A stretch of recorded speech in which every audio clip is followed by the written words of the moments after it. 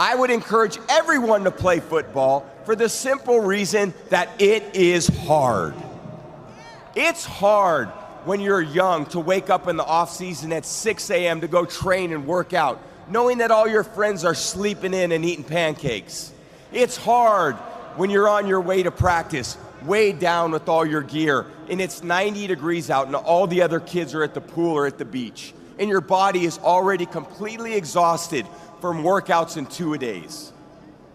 It's hard to throw, catch, block, and tackle, and hit kids when they're way bigger and way more developed than you, only to go home that night bruised and battered and strained, but knowing you have to show up again the next day for just the chance to try again.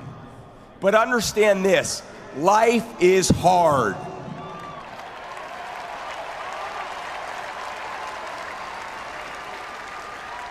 No matter who you are, there are bumps and hits and bruises along the way.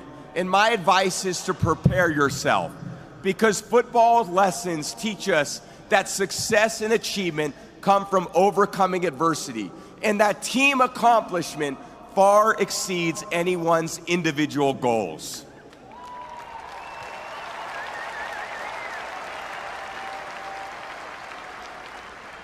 To be successful at anything, the truth is you don't have to be special.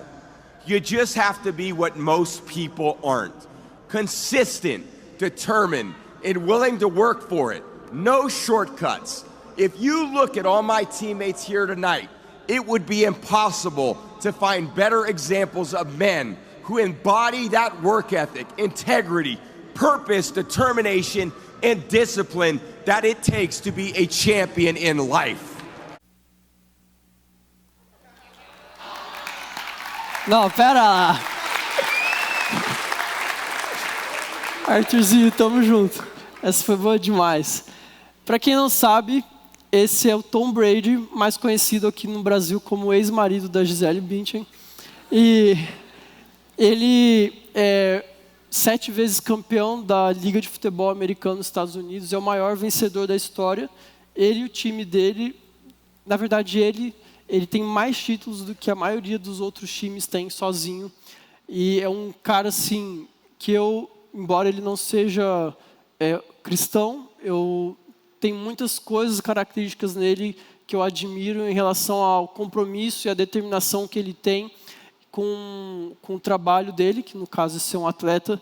E a história dele é muito incrível. Quando você olha o Tom Brady antes de virar um atleta profissional, você olha a fisionomia dele e fala, esse cara não é um atleta, não é possível. Ele não tinha um corpo de atleta, as pessoas falaram que ele era fraco, que ele não tinha a capacidade, não tinha o que era preciso. E então ele se tornou o maior vencedor da história. E esse foi o discurso dele antes dele se tornar membro do Hall da Fama do New England Patriots, que é o time dele. E esse foi o discurso inspirador dele, falando que a vida é difícil, que treinar é difícil, mas que nós precisamos nos preparar da melhor forma possível para enfrentar as dificuldades que nós iremos enfrentar. E hoje, e na verdade nesses primeiros meses do mês, nós iremos falar aqui no culto de sábado sobre o preparo, sobre como nós devemos e podemos nos preparar da melhor forma possível para viver tudo que Deus tem preparado para nós, tudo aquilo que Ele tem sonhado para nós enquanto igreja. Nós precisamos nos preparar, nós precisamos estar prontos, viver as etapas de Deus, para também depois desfrutar de tudo aquilo que Ele tem para nós. E o que Ele tem para nós? O que Deus tem para nós? E é interessante porque a primeira frase do livro, que o Benning fala, eu acho que dá para projetar essa. Ele diz assim: no íntimo de cada cristão, existe um desejo profundo de impactar o mundo de forma visível e duradouro. E esse é um desejo que surge no nosso coração a partir do momento em que nós cremos no Evangelho e vivemos as verdades e as realidades da salvação e do poder de Deus naqueles que creem. Então, se você, em algum momento no seu coração, já sentiu uma grande vontade de mudar o mundo, de impactar a vida das pessoas, de causar uma transformação nas pessoas, no lugar onde você vive, na sua família, na sua escola, no seu trabalho, na sua faculdade, saiba que esse é um desejo genuíno. Esse é um desejo que cada um de nós cristãos devemos ter no nosso coração. E sabe o que é mais interessante? É que esse não é um desejo que vem de nós de uma forma natural. Esse é um desejo que o próprio Deus, o próprio Jesus colocou em nossos corações. Quando nós abrimos nossa Bíblia, lá em João capítulo 15, versículo 5 e o versículo 16, dizem assim, Jesus falando com seus discípulos, eu sou a videira verdadeira e vocês são os ramos. Quem permanece em mim e eu nele, esse dá muito fruto, porque sem mim vocês não podem fazer nada. Não foram vocês que me escolheram, pelo contrário, eu os escolhi e os designei para que vão e deem fruto. O fruto de vocês permaneça, a fim de que tudo que pedirem ao Pai em meu nome, eu lhes conceda. Então foi o próprio Jesus que nos escolheu e nos deu essa capacidade, essa vontade, esse desejo de frutificar, esse desejo de impactar a vida das pessoas, de transformar o mundo ao nosso redor. Então, se você segue a Jesus, você já tem esse chamado, e se você nunca sentiu isso antes, ou se você nunca teve essa vontade, eu quero dizer hoje para você que você é chamado para viver uma vida de frutificação, amém? E o Benning fala também no livro que essa vida de frutificação, ela não é necessariamente gerar frutos, não é necessariamente você viver uma vida religiosa mais ativa. Quando a gente fala sobre a nossa vida, experimentar esse processo de frutificar, de dar frutos, não quero dizer que a gente espera que esse ano você venha em todos os cultos de sábado. Amém, se você vier, vai ser muito bom, mas não é sobre isso. Não é sobre atividades religiosas, ou talvez você ache que é guardar os 10 mandamentos, ou ler a Bíblia inteira em um ano. Amém, são coisas que a gente espera, mas frutificar não é sobre isso. Quando falamos que Jesus nos escolheu para que a gente dê frutos, para que a gente frutifique na vida das pessoas, a gente está falando que significa que quando alguém provar a sua vida, quando alguém experimentar quem você é, ela sinta o gosto do próprio Jesus. Frutificar é isso. Frutificar é de que quando alguém encontra com você, quando alguém te conhece, quando alguém te experimenta, sente o mesmo gosto de Jesus. Sabe que ali é uma pessoa que vive a vida de Jesus, uma pessoa que busca ser com Jesus, estar com Jesus e fazer o que Ele fez. Foi assim que a gente iniciou o ano de 2024. Então, nesse ano é isso que nós queremos. Queremos uma vida totalmente ligada em Jesus, a ponto de produzirmos resultados palpáveis. E veja, o texto que nós lemos de João 15 não fala sobre poucos frutos. Nós não estamos esperando poucos frutos. Jesus nos escolheu para que nós demos muitos frutos. O texto fala para que vocês deem fruto, muitos frutos. E não só frutos, muitos frutos, mas frutos que permaneçam, frutos que sejam duradouros. Um dia o pastor Yuri, quando também pregou nessa série, ele falou que Deus não vai perder o tempo dele com aquilo que não é duradouro e aquilo que não é eterno. Então, se Deus espera que nós demos frutos, que geremos frutos a partir da nossa vida, Ele quer que esses frutos sejam duradouros, permaneçam, são sonhos e planos eternos para nós. E isso é muito bom. O que nós estamos esperando, então, para esse ano de 2025, o que nós entendemos que Deus quer de nós como juventude, como igreja, como primeira igreja batista, é que nós tenhamos um impacto profundo, duradouro e abrangente ao nosso redor. Amém? Você quer isso para a sua vida também em 2025? Sim? Que bom.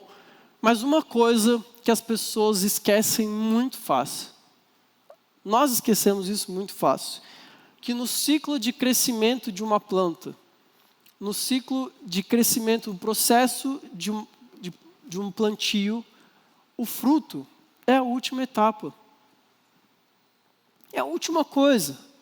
Para que uma planta dê fruto, ela precisa passar por várias etapas antes.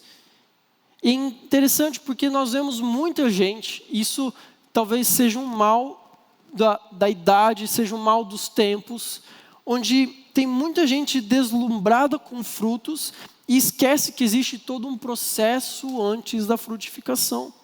E ao longo desse ano inteiro, como eu falei, nós vamos focar nesses processos. Iremos falar no começo sobre as nossas raízes, sobre a formação espiritual, sobre viver uma vida de disciplina, investir na nossa vida com Deus, no nosso tempo com Deus. Porque o ciclo começa com uma semente sendo lançada no solo. Quando ela é regada e nutrida, a semente rompe e começa a criar as suas raízes. E esse sistema de raízes, esse sistema de preparo, ele continuará a crescer conforme a semente vai crescendo e se desenvolvendo enquanto planta. Então, o nosso sonho para esses 3 primeiros meses do ano é que você comece a desenvolver, a criar suas raízes em Deus, a ponto de que enquanto você for crescendo e experimentando mais de Deus na sua vida, aquilo que te sustenta, sua base vai crescendo ainda mais profunda. Eu não sei se você já viu isso, mas quando a gente para olhar plantas, quando a gente para olhar as árvores e como elas são feitas, existe um sistema que ninguém vê, um sistema embaixo daquilo que ninguém vê, às vezes do mesmo tamanho, às vezes ainda maior. Existem árvores que têm suas raízes, chegam a ser o dobro do tamanho daquilo que se vê por fora. Mas é ali onde elas são fixadas, onde elas são alimentadas, nutridas e mantêm a sua base, a ponto de que pode vir o vento, pode vir as diversidades e elas permanecem lá. Vocês sabem que por muitos anos, Campo Grande ela foi considerada a capital mais arborizada do Brasil. Se não me engano, a gente perdeu esse título, mas nós temos muitas árvores. Eu lembro da casa onde eu morei por muitos anos, a casa do meu avô, e ela tem uma árvore gigante, bem na frente. Ao longo da rua, várias dessas árvores existiam, e ao longo dos anos, enquanto eu morei ali, foram mais ou menos 16 anos que eu morei nessa casa, e ao longo dos anos eu via vários dos vizinhos derrubando suas árvores. Mas a nossa era tão grande que ela foi... Sabe quando a raiz, ela... Não é estufa, mas ela quebra, ela literalmente quebrou a nossa calçada, por conta das raízes grandes e profundas que ela tinha. Mas é uma árvore que permanece, uma árvore firme, uma árvore sólida. E nós esperamos que os frutos que a gente gere, assim como Deus falou através de Jesus em João 15, sejam frutos que permaneçam, que sejam firmes, sólidos e constantes, que venha o vento, não derruba, venha a tempestade, não derruba. É isso que nós sonhamos para a vida de cada um aqui nesse ano de 2025. Mas nós entendemos que Deus só irá nos levar, tanto como indivíduos e como igreja também, a lugares onde o nosso caráter nos sustente. E para isso nós precisamos ser forjados, para isso nós precisamos ser trabalhados, para isso nós precisamos estar enraizados e preparados para então produzir e viver a vida que Deus espera para nós. Sabe, é muito interessante porque hoje em dia a gente tem um conceito a respeito da frutificação que para nós como igreja é até razoável de entender, mas quando nós olhamos para o mundo, existe uma sede, uma vontade de sucesso, uma vontade de crescer, uma vontade de ganhar, uma vontade de conquista. Aquilo que nós, crentes, chamamos de frutificação, e às vezes a gente chama de frutificação disfarçado, de querer aparecer, mas o mundo vive isso também. Nós vivemos um tempo onde o sucesso é determinante para as pessoas. Nós nos tornamos dependentes de sucesso a curto prazo, de número de seguidores, de curtidas, de likes, de exposição. E também a gente mede a nossa significância a partir do quanto a gente aparece, ou daquilo que a gente aparenta. Infelizmente, esse é o mundo onde a gente vive. As pessoas se comparam, se medem uns aos outros, do tanto que elas são vistas, do tanto que elas são expostas, das métricas que as redes sociais impõem, dos padrões que aparecem para nós. enquanto o que Jesus pensa, o que Deus pensa de sucesso é algo totalmente diferente. A versão de sucesso de Deus na nossa vida é construir algo em nós, firmado em coisas eternas e para coisas eternas. Deus te fez para coisas eternas, para viver coisas eternas. Deus não te fez para viver pregado, fixado e ansioso com redes, com coisas que passam. Deus te fez para viver frutos duradouros e eternos. E tudo isso a gente está falando nessa introdução porque você vai ver que ao longo da nossa jornada como igreja, ao longo da sua jornada na sua vida cristã, você vai passar por momentos assim, se é que já não passou, se é que não está passando. Onde você vai começar a olhar, bom, a igreja quer que eu frutifique esse ano. O que é frutificar então? É eu multiplicar 5 vezes meu PGM, todo mundo vê. É eu começar a ser um influencer gospel nas redes sociais e bombar lá para todo mundo ver. O que é eu frutificar? Deus quer criar em você, antes de tudo, raízes profundas.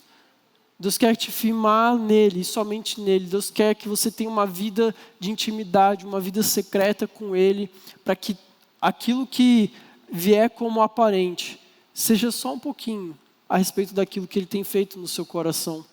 Quando nós lembramos da parábola do semeador em Lucas capítulo 8, lembra, o mais importante é sempre a conexão da semente com o solo, daquilo que Deus faz com o nosso coração.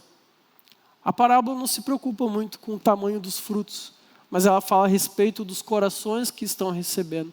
O que Deus quer fazer na sua vida passa antes por o quanto o seu coração está conectado com o dele.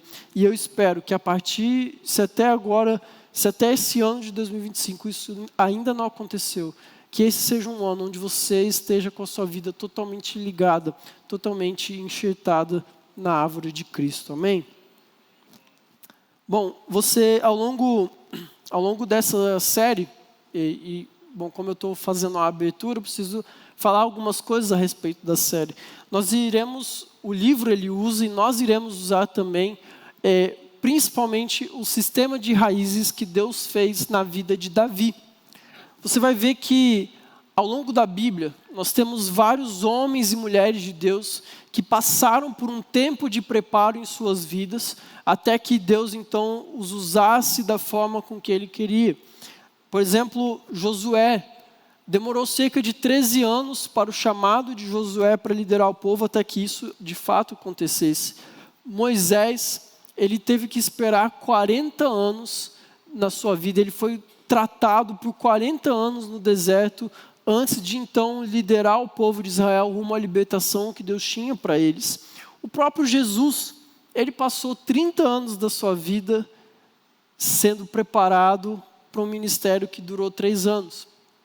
E a gente vai falar um pouquinho mais sobre isso lá para frente, mas eu sei que muitas vezes, quando nós ouvimos esse tipo de coisa, quando nós vemos um tema tão desafiador, um tema tão empolgante como esse, um tema cativante, vamos frutificar, o nosso coração quer viver, quer ganhar e tal, mas a gente olha para a vida de vários desses homens da Bíblia, o próprio Jesus, como eu disse, e teve um bom tempo onde eles foram preparados até que pudessem viver aquilo que Deus tem para eles. E Davi, como eu falei, vai ser uma das nossas grandes referências ao longo dessa série. Davi não fugiu disso. Quando nós podemos ver a história de Davi, não sei quantos conhecem a história de Davi aqui, mas Davi ele tem um legado incrível. Davi ele inaugurou uma era de ouro em Israel, com muitas conquistas, com uma cultura de adoração implementada ali no reino. E não só isso, após a sua morte, Davi foi usado como régua de medida para entender e ver como era o relacionamento de cada rei que se passou no reino de Judá e Israel, em relação a como era o relacionamento de Davi com Deus.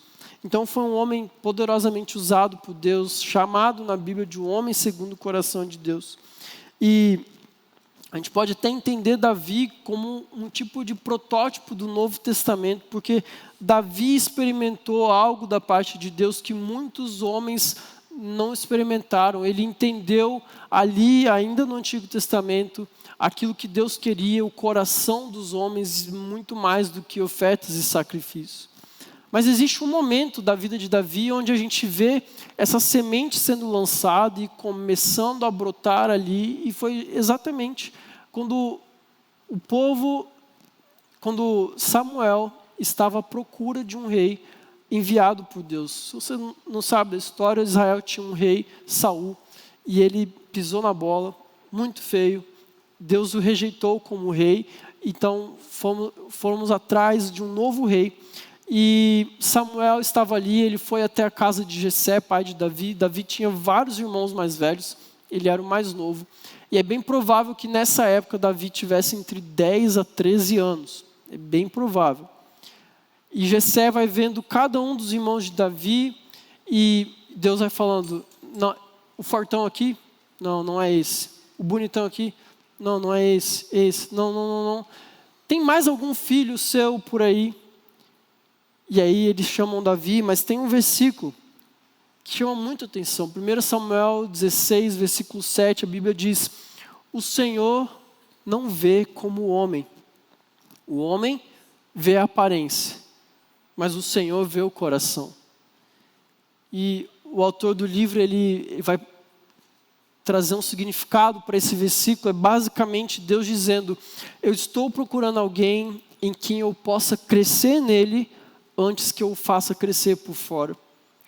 E é isso que Deus está procurando aqui, é isso que Deus tem procurado nessa geração. Homens e mulheres jovens, onde Ele possa crescer no seu coração antes de você crescer por fora. E foi aí então que Deus começou a operar na vida de Davi, e o processo de raízes dele vai começar a se concretizar quase que 17 anos depois. Lá em 2 Samuel a gente vê Davi sendo coroado rei de Israel, e ele já tinha 30 anos. Foram 17 anos sendo preparados para aquilo que ele foi ungido lá quando ele tinha 10, 13. Então assim, talvez você recebeu uma palavra de Deus a respeito do seu futuro. Pode ser que dure aí muito mais tempo do que você espera. Pode ser que aquilo que você acha que vai acontecer ano que vem, aconteça daqui 10, 15, 20 anos, eu não sei.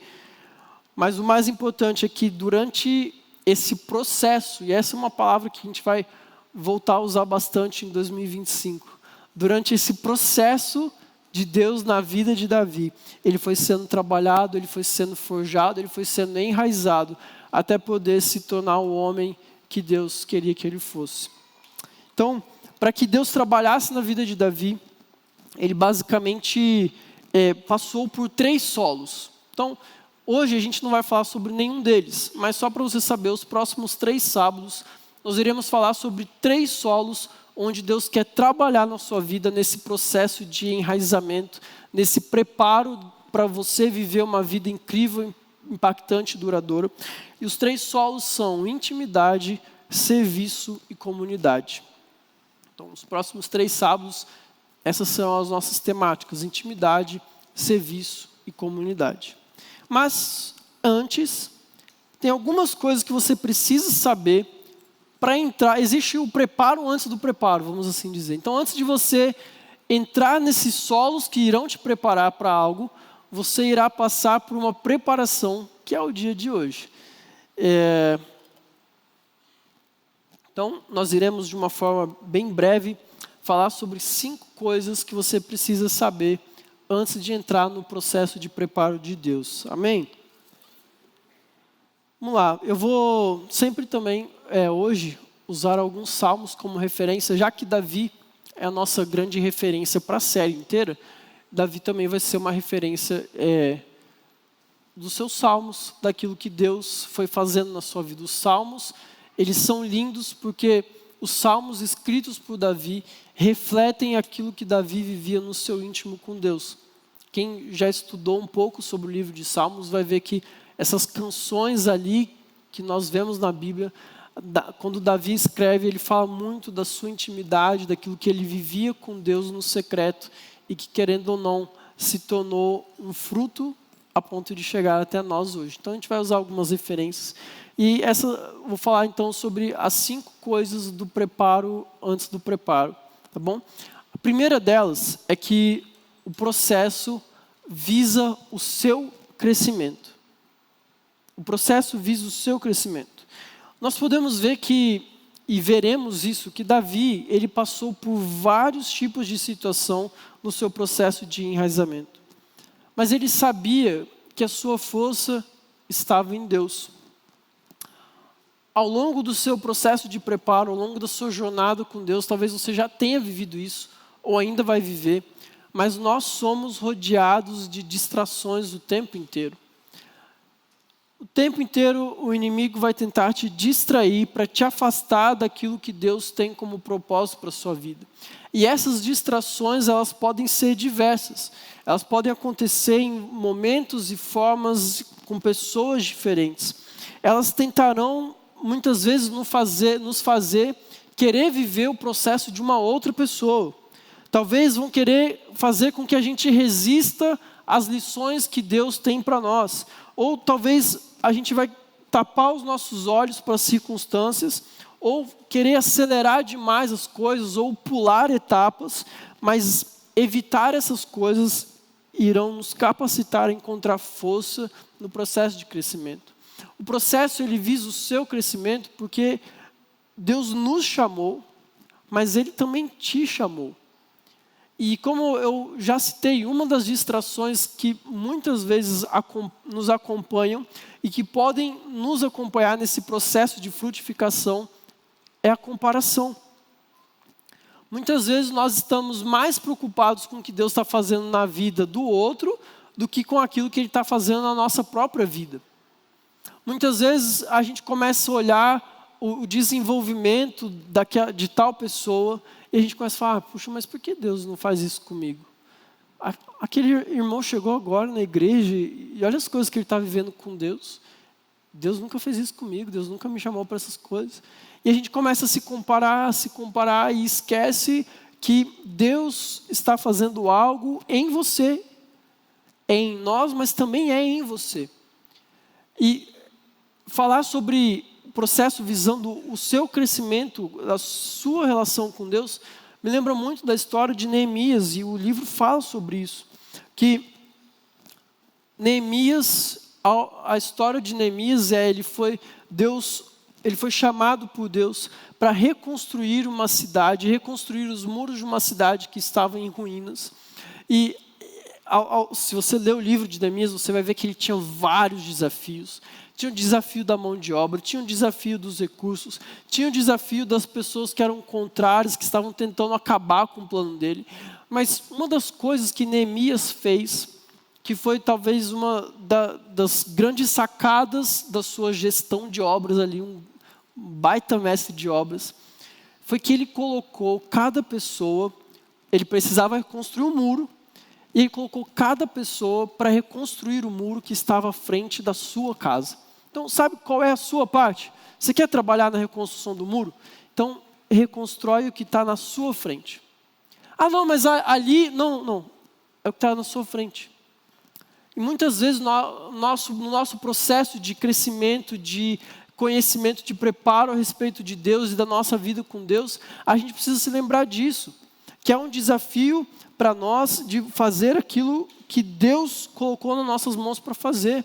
Se Deus colocou algo na mão do seu irmão, dê glória a Deus e deixa ele viver a vida dele. Mas faça aquilo que Deus colocou na sua mão para você fazer. E esse é o único lugar que Deus vai trabalhar em você, é o lugar onde Ele te chamou para estar. Se você está vivendo em lugares onde Deus não te chamou para estar, Ele não vai trabalhar na sua vida lá. Ele vai trabalhar na sua vida no lugar onde Ele te chamou para estar, e a gente precisa entender isso. Para onde Deus vai te levar a partir disso, isso é com Ele. Mas você precisa estar onde Ele te chamou para estar agora. Sem querer viver a vida do outro, sem querer fazer aquilo que Ele não te chamou para fazer. Sabe, muitas vezes, isso tem até algo mais pessoal ainda, e não necessariamente a ver com uma outra pessoa. Mas às vezes você tem um sonho no seu coração, Você tem uma vontade no seu coração de fazer algo, e às vezes até algo legítimo, algo que você queira fazer para Deus. E você acaba se tornando alguém mais apaixonado pelo seu sonho do que pelo sonho de Deus. Às vezes você tem uma... Eu vou usar aquilo que para mim é mais recorrente, que é o ministério de louvor. Mas às vezes você tem um sonho de cantar aqui na frente. E você acha que é isso que Deus quer para você, e às vezes não é o que Deus quer. E às vezes você quer estar aqui, talvez muito mais por um desejo no seu coração, do que por fazer parte daquilo que Deus quer fazer no todo, com o nome dele sendo glorificado e exaltado através de canções. Um exemplo simples, um exemplo bobo até eu diria, mas muitas vezes o nosso coração ele acaba se apaixonando por aquilo, por sonhos nossos e não por aquilo que Deus quer fazer em nós. Então, nós precisamos ser apaixonados por aquilo que Deus está fazendo e entrar e entender que aquilo que Ele quer fazer em nós é para nós, não é para o meu irmão do lado, para o que está do outro lado. Aquela famosa história da grama mais verde do vizinho, não vamos viver isso. Vamos viver exatamente o que Deus tem para nós. Eu vou dar algumas dicas para você, se você quer entender melhor como Deus vai trabalhar. Primeiro, como eu falei, construa o muro que está à sua frente. Segundo, preste atenção no que Deus está fazendo na sua vida. Eu tenho um costume que, por determinados períodos do meu tempo, do meu ano, eu começo a analisar por tudo que eu passei, tudo que eu vivi, e eu tento entender como essas coisas se encaixam, como essas coisas estão conectadas e como elas estão direcionando a minha vida para aquilo que Deus está fazendo. Essas famosas, como eu disse, Jesuscidência, eu não entendo como são coisas que acontecem ao acaso, mas são direcionamentos que Deus dá para as nossas vidas. Então, eu tenho uma convicção muito forte no meu coração, porque não foi combinado, eu não combinei com o pastor Gilson, com o pastor Ronaldo, com o pastor Eli, e nem que o tema do nosso retiro seria frutificar, porque seria o tema da igreja. Eu não fazia ideia. E eu não acho que isso, como foi, uma coincidência. Eu entendo que são direcionamentos de Deus para nós, enquanto igreja, que vão se alinhando e vão se conectando a respeito daquilo que Ele está fazendo. Então, se você quer entender e viver o processo que Deus tem para você, comece a prestar atenção naquilo que Deus está fazendo. Preste atenção por aquilo que você já passou, talvez um momento de dor, de luta, de dificuldade, mas comece a ver como as coisas se encaixam, aquilo que Deus te falou em determinado período da sua vida, aquilo que Ele vai falar, aquilo que Ele falou em algum outro momento, mas essas coisas se conectam e se direcionam para aquilo que Deus está fazendo na sua vida. A outra coisa é, não tente apressar, não apresse as coisas, porque Deus ele não se sente pressionado. Sabe, eu não sei se eu já contei essa história, mas eu conheci a G de 15 de novembro de 2007. E do dia em que eu conheci, eu comecei a orar por ela todos os dias. Todos os dias. A gente nem se falava. Eu acho que ela mal sabia meu nome. Talvez ela só me conhecia porque eu era um subfamoso da igreja. Mas assim, quem já viu uma foto minha em 2007, uma foto da G em 2007, sabe, a chance era 0,01. Mas eu comecei a orar por ela, todos os dias. E aí as pessoas me perguntavam, tá, mas você não vai falar para ela que você gosta dela? Eu falava, não, agora não. Aí foi passando 1 mês, 2 meses. Aí tentaram falar para ela por mim, e eu não queria. Aí quase deu errado tudo. E eu continuei orando, e eu confesso que às vezes meu coração ficava, cara, será que eu falo para ela agora? Será que eu... Não, vou esperar mais um pouco. Falo agora? Não, vou esperar mais um pouco. E eu não sei vocês, mas essa coisa de saber o tempo certo, eu sou, assim, o cara que pede 1000 evidências, sou pior que Gideão. 1000 evidências para saber se eu faço uma coisa ou não. Aí teve um dia específico, foi dia 12 de junho de 2008, que tudo se escancarou, assim, a porta se abriu, ela estava ali, parece que esperando ouvir eu falar. Falei, é agora. E aí, para a glória de Deus, deu tudo certo, ela respondeu que gostava de mim também, aqui estamos hoje, casados com o nosso filho. Mas assim, o que eu estou querendo dizer com isso é que muitas vezes, e como eu falei, às vezes pela idade ou pelo momento que nós vivemos, a gente vai tentar apressar as coisas, a gente quer, Deus, faz logo aí, faz logo. Só que, gente, Deus não se sente pressionado, tá? Ele não se sente pressionado por nós, não é a sua pressa que vai incomodar o coração de Deus, fique tranquilo. Então não tente apressar as coisas. Outra coisa, você não está atrasado. Muitas vezes, eu lembro, talvez um ano ou 2 anos atrás, um jovenzinho aí que fica postando, e eu falei, cara, o maluco tem 17 anos e está viajando de jato para pregar. Que isso? Que isso? E eu aqui, mal dando conta de 100 adolescentes, e o cara voando. E sabe quando você se compara e acha, não, eu estou atrasado. Porque, se com ele aconteceu com 17, não vai acontecer comigo com 28. Agora eu tenho 30, tá? Eu sei fazer conta. Mas assim, sabe quando você se sente atrasado? Daí a gente lembra que, por exemplo, o fundador da Coca-Cola, que é o que é, a grande... Quando fala em refrigerante, não tem... Pode falar, eu prefiro Guaraná, eu particularmente prefiro Pepsi. Eu sei, esquisito. Mas assim, refrigerante é Coca-Cola. Sabe com quantos anos o fundador da Coca-Cola criou a Coca-Cola? Com 55 anos. O fundador da Nestlé, chocolates, 53 anos. Fora os exemplos da Bíblia que eu já citei, Moisés, Josué, o próprio Caleb, que teve a sua terra lá com 80 anos, enfim. Você não está atrasado. Você não está atrasado. Então não tente acelerar as coisas, não pule fases. Aprenda a viver aquilo que Deus tem para você agora. Esse é o seu processo. Esse é o seu processo de crescimento, de desenvolvimento e de enraizamento com Deus. Amém? Eu confesso e te garanto, o primeiro era o mais demorado, os outros 4 a gente vai passar rapidão. A segunda coisa, o segundo preparo, antes do preparo que a gente precisa ter, é o fator confiança. Salmos 18, versículo 2, a Bíblia diz assim: o Senhor é minha rocha, a minha fortaleza, o meu libertador, o meu Deus, o meu rochedo em quem me refugio, o meu escudo, a força da minha salvação, o meu alto refúgio. Todas as chaves para você ser bem-sucedido no processo de crescimento com Deus necessitam de um mesmo fator que ele é crucial, que é a confiança.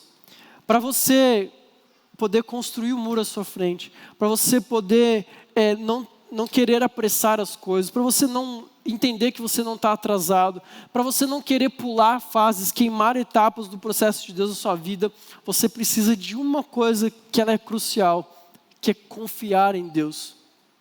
Esses salmos que nós acabamos de ler foi escrito por um homem, Davi, que tinha plena confiança em Deus.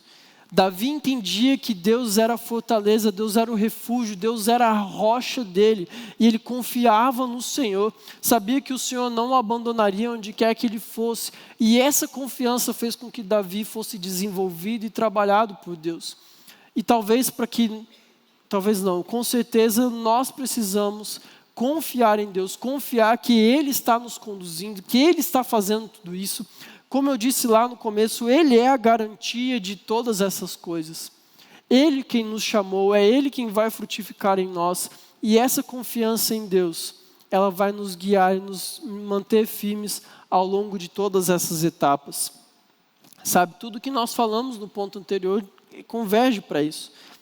Davi, ele passou por alguns testes de confiança durante a sua vida. Assim como Jesus também foi testado no seu ministério ali, antes de começar no deserto, Jesus foi testado. Nós passaremos por testes de confiança, da nossa confiança em Deus. Mas a diferença, o que vai diferir se você vai ter sucesso ou não, é se você realmente conhece o Deus em quem você confia. Para você confiar plenamente em Deus, você precisa conhecê-lo. É impossível você confiar totalmente em alguém que você não conhece. Você consegue confiar? Não, chega ali, qualquer um da rua ali. Cuida aqui do meu celular rapidão, eu já volto. Não dá para confiar em quem você não conhece. Como você vai confiar em um Deus que você não conhece? A diferença é que Davi conhecia o Deus que ele servia. Ninguém fala que Deus é o refúgio, a fortaleza, a rocha em que ele confia, se não conhece. Então você precisa conhecer a Deus, você precisa conhecer a voz de Deus. Você precisa conhecer o caráter de Deus. Devemos aprender e conhecer o caráter de Deus para que a gente possa confiar nele. Claro que não dá para esgotar o assunto, o caráter de Deus, mas você precisa se lembrar que Deus não mente. Aquilo que Ele prometeu, Ele cumpre, aquilo que Ele falou é verdade. Deus é perfeito, Ele é um Pai perfeito, que não falha, que não erra. Deus Ele é bondoso, Deus Ele é amoroso e Deus Ele é fiel. O Salmo 139, mais um salmo escrito por Davi, mostra que Davi conhecia a Deus e sabia que Ele estava com ele o tempo todo. O Salmo 139 fala: para onde eu fugirei do teu espírito? Se eu vou para lá, o Senhor está comigo. Se eu vou para lá, o Senhor está comigo também. A sombra das tuas asas me protege. Davi conhecia Deus e sabia que podia confiar em Deus. Se você quer viver esse processo, você quer se preparar para aquilo que Deus quer fazer na sua vida, você precisa antes confiar em Deus e confiar que Ele está com você. Amém? A terceira coisa, eu falei, agora é vapt-vupt. A terceira coisa que você precisa se preparar para o preparo é se lembrar que você não tem nada a provar, nem para Deus, nem para as pessoas.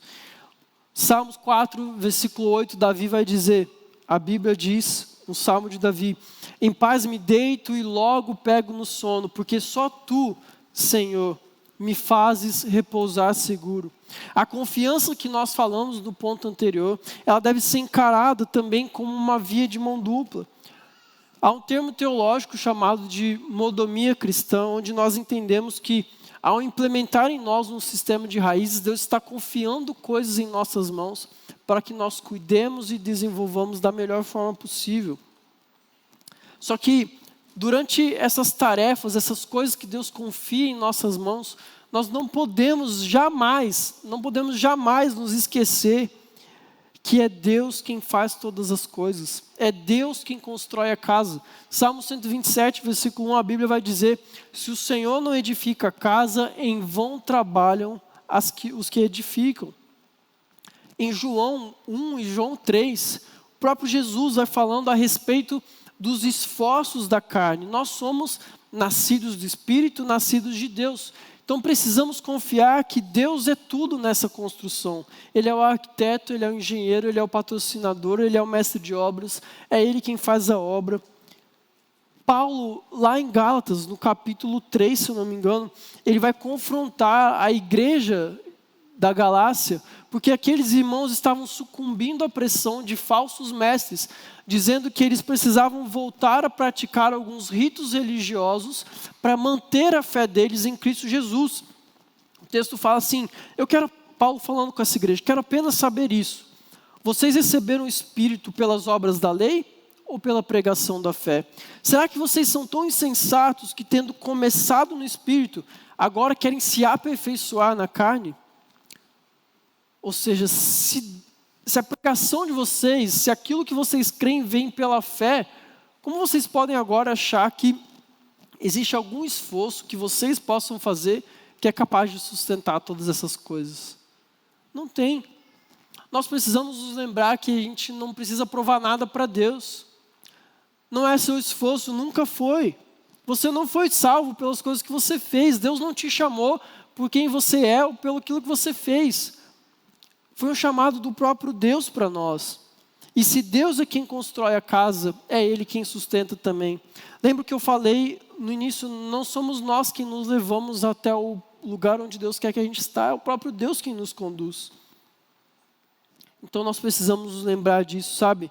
Ao longo de toda a Bíblia, a gente pode ver que as pessoas que Deus levanta, elas são pessoas tão incapazes quanto eu e você. Não sei se você se sente assim, mas eu me sinto muitas vezes incapaz para aquilo que eu entendo que Deus me chamou.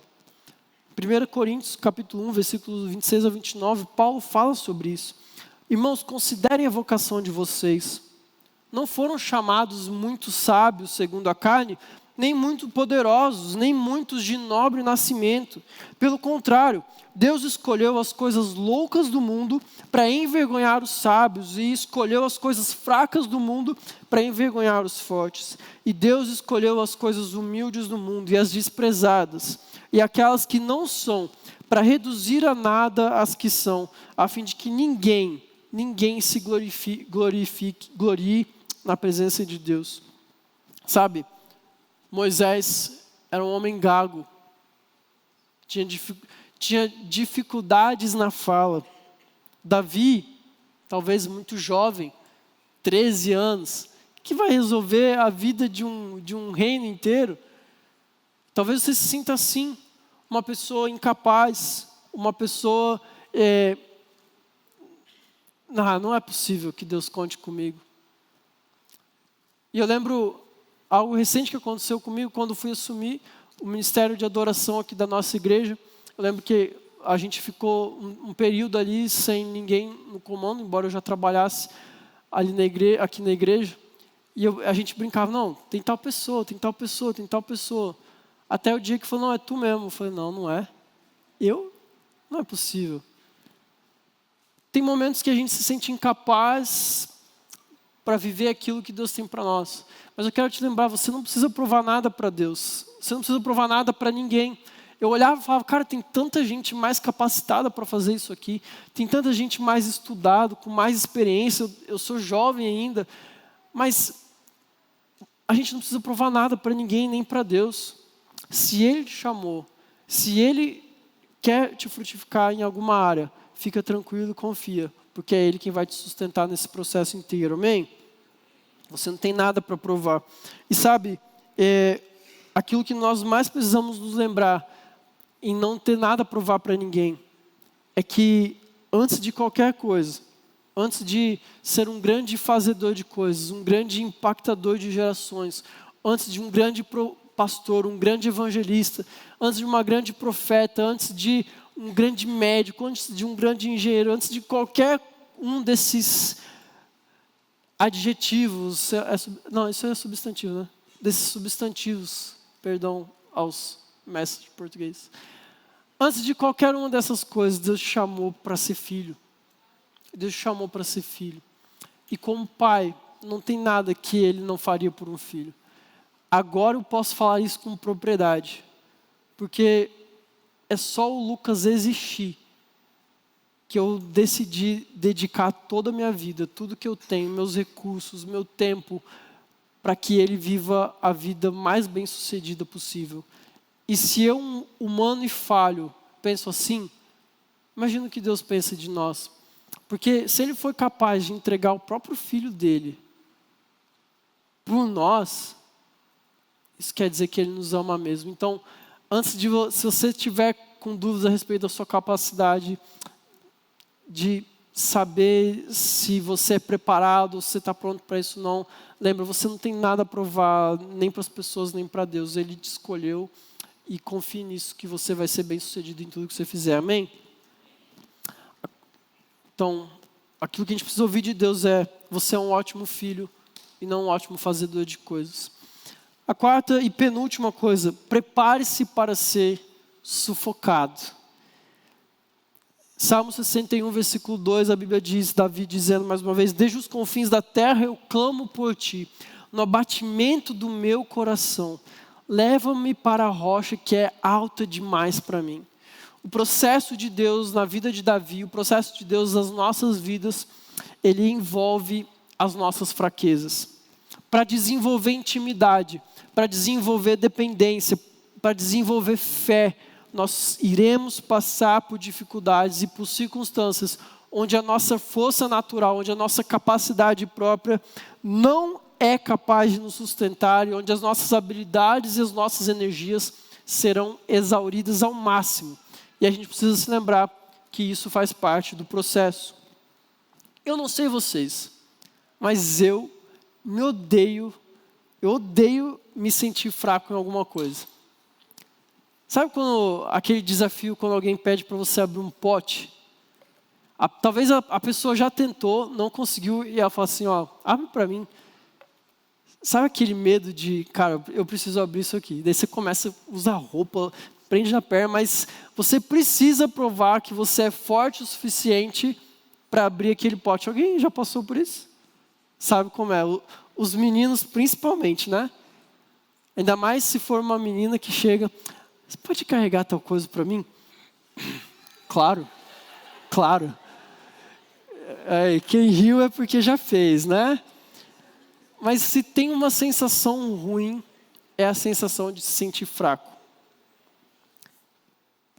O próprio Davi passou por um período de fraqueza, de dificuldade na sua vida. Ele saiu para guerrear e outros inimigos dele vieram e destruíram a cidade onde vivia, Ziclag, sequestraram as famílias, os filhos. Davi se encontra numa situação de desespero, ele clama a Deus, clama a Deus. A Bíblia fala que Davi e seus homens choraram até não terem mais forças. Então Davi orou ao Senhor e Deus deu a ele um direcionamento para que ele fosse e conquistasse de volta aquilo que ele tinha. É interessante porque quando nós olhamos para a Bíblia, muitas vezes os autores do Novo Testamento, eles trazem uma nova perspectiva em relação à fraqueza. Você vai ver Paulo falando, quando eu sou fraco, eu sou forte. A gente vai ver a Bíblia falando que o poder de Deus se aperfeiçoa na nossa fraqueza. É algo que parece totalmente não natural. Porque para nós, quanto mais forte, melhor somos. E a Bíblia está falando, quanto mais fracos, mais dependentes vocês serão de Deus. Então, passar por esses momentos de fraqueza, experimentar essas fraquezas, nos darão acesso a experimentar coisas que a gente não conseguiria se dependêssemos só do nosso próprio braço. Com Davi foi assim. E ao entender que iremos passar por essas situações, que nós iremos ser colocados em situações de pressão e de desconforto, nós precisamos entender que isso faz parte do processo de Deus em nós, onde Ele está nos trabalhando, nos preparando, firmando em nós raízes para que nós vivamos tudo aquilo que Ele tem para nós.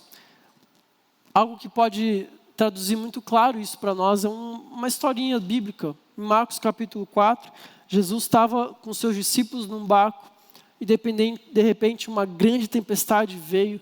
Os discípulos começaram a ficar apavorados, com medo, o que a gente vai fazer? Eles eram pescadores experientes e não sabiam o que fazer naquela situação. Então, assim, se já não tinha mais nada para fazer, eu vou recorrer a Jesus. É basicamente isso que a gente faz no nosso dia a dia. Eles foram acordar Jesus, porque Jesus estava dormindo numa tempestade. Fica tranquilo, relaxa. E o mar se acalmou. E nós iremos passar por essas situações de pressão, de desconforto, mas entendendo que Deus está nos preparando e que Jesus, Ele vai prover o descanso e a solução no momento oportuno, na hora oportuna. Amém? Uma dica muito fácil para você não esquecer de lembrar do sufoco. É saber que uma das melhores formas que a gente pode abraçar a nossa fraqueza é recorrer ao pão diário. Não um livro de devocional, mas também. Mas o pão diário que a Bíblia cita lá em Mateus capítulo 6. Não se preocupa com o dia de amanhã. Se preocupa com o que Deus tem para você hoje. Você está passando por dificuldades, você está passando por um momento de luta na sua vida, uma situação difícil, fica tranquilo.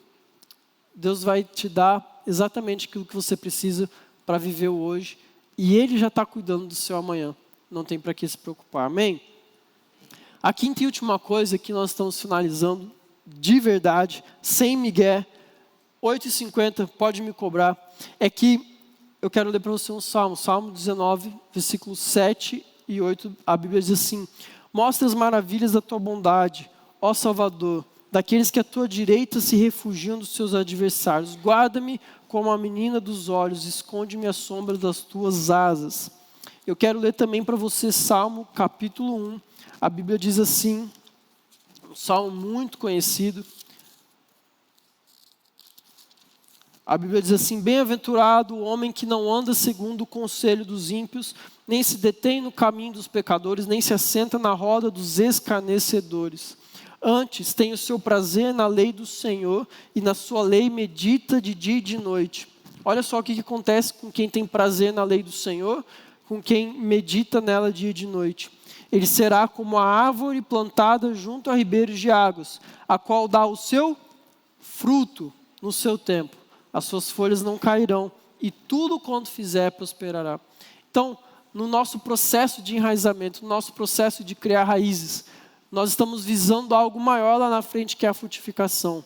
Mas o que nós precisamos mesmo é ir além das nossas emoções e ter as nossas raízes fixadas na palavra de Deus. Deus não requer de nós só grandes experiências. Eu citei aqui algumas experiências de oração e de momentos da minha vida que eu passei, mas Deus não requer de mim nem de você só momentos de experiências. Deus não quer você só num culto legal. Deus não quer que você se lembre só de um louvor muito legal que você foi, de um retiro muito bom que você foi. Deus não quer só isso de você. O que Ele quer, a verdadeira confiança que nós vamos gerar no Senhor e Ele vai gerar em nós, é através da palavra, é através das Escrituras. Davi sabia disso.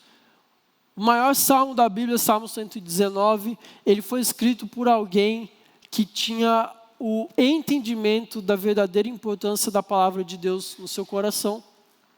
Salmo 119 são 175 versículos, todos eles citam a Bíblia como uma referência para uma vida boa. Pode reparar, pode ler, não sei quem já leu aqui Salmo 119, mas todos os versículos usam e citam a Bíblia como uma referência para um relacionamento com Deus, para uma vida boa, uma vida de paz. É isso que Deus quer de nós. Jesus lá em Mateus capítulo 7 fala que aqueles que ouvem as suas palavras e a praticam, aqueles que sabem as palavras de Deus e as praticam, são como o homem que construiu a sua casa sobre a rocha. Não sobre a areia, que vem um vento ou tempestade a derruba, mas são pessoas que têm fundamento, são pessoas que têm firmeza e solidez no seu coração e vão ser assim guiadas para aquilo que Deus está fazendo.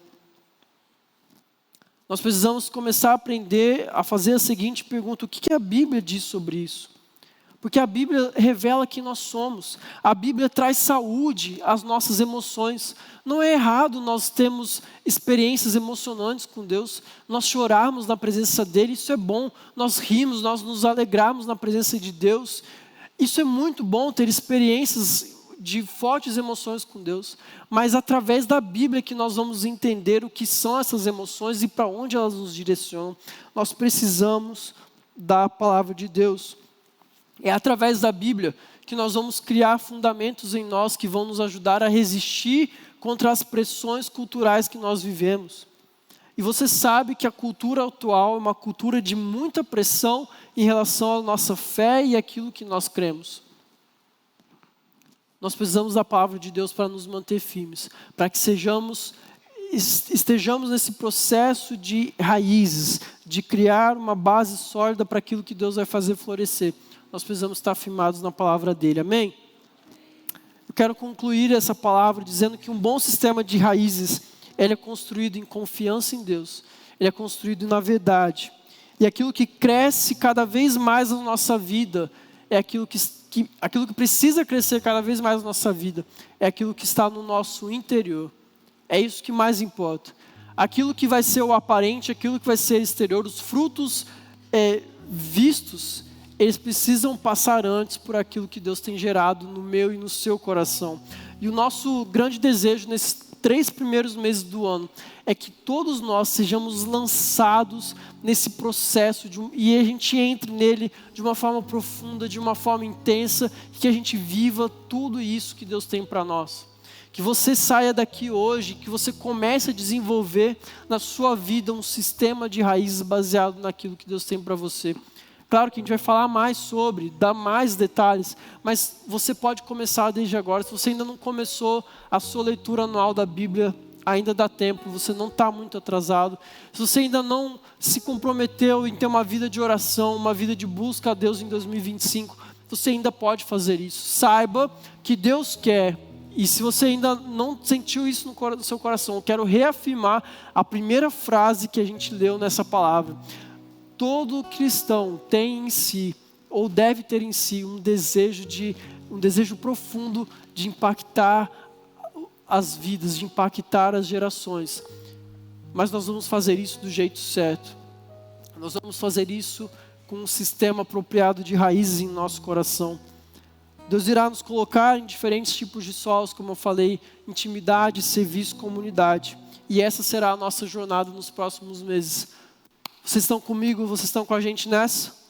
Sim? Então fique em pé no seu lugar. Olhe para o relógio. 8h50. Nós vamos orar. Nós vamos orar agora. Logo em seguida nós vamos cantar uma música que fala a respeito do tipo de vida que nós devemos ter, da vida que Deus quer para nós, o que nós devemos fazer, como nós devemos ser. Mas eu quero te lembrar aquilo que eu falei. Tudo isso, todo esse processo, ele começa exatamente onde você está, hoje, agora, como você está. E aí, então, Deus vai te levar onde você precisa ir. Mas qual é o muro que está à sua frente? O que é aquilo que você precisa fazer que está diante dos seus olhos? Qual é a área da sua vida que rapidamente durante essa palavra veio forte em você, que você precisa começar a reconstruir, que você precisa começar a criar ali um sistema de raízes? Sabe, você não precisa ir para uma escola de evangelismo, você não precisa ir para uma escola de plantação de solos. Se tudo isso que nós falamos é verdade, então nesse ano de 2025, Deus vai te guiar por onde Ele quer que você vá. Basta você estar disposto a viver isso. Amém? Vamos orar e coloque seu coração diante do Senhor. Pai, muito obrigado. Muito obrigado porque nós estamos iniciando o nosso ano da melhor forma. Na Tua casa, com nossos irmãos, louvando e engrandecendo o Teu nome, glorificando ao Senhor. Essa é a nossa vocação principal, essa é o grande propósito eterno, o fim último de todas as coisas no universo, glorificar ao Senhor. E nós iniciamos o nosso ano assim. Mas como igreja nós entendemos que o Senhor tem um desafio para nós também, é o ano da frutificação.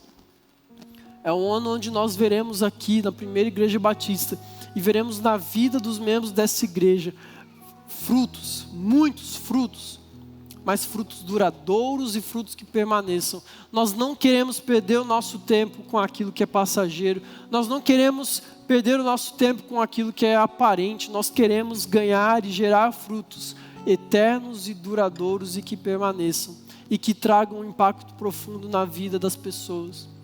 Deus, e para isso nós entendemos que precisamos passar por alguns processos. Um deles é o processo de criar raízes firmes no Senhor. Nós falamos aqui ao longo do ano passado que queremos ser como Jesus, estar com Jesus e fazer o que o Senhor fez. Nós queremos viver uma vida firmada nas disciplinas espirituais. Queremos aprender a estar conectados com o Senhor o tempo inteiro. A Tua palavra diz que o Senhor nos chamou para dar esses frutos, mas quem gera frutos são pessoas que estão totalmente enxertadas no Senhor. Nós queremos estar totalmente enxertados no Senhor, totalmente conectados contigo. Pai, se for preciso, nos limpa. Se for preciso, limpa os nossos galhos, aquilo que precisa em nós ser trabalhado ao longo desse ano, para que possamos viver a vida que o Senhor tem para nós. Nós queremos isso, Deus.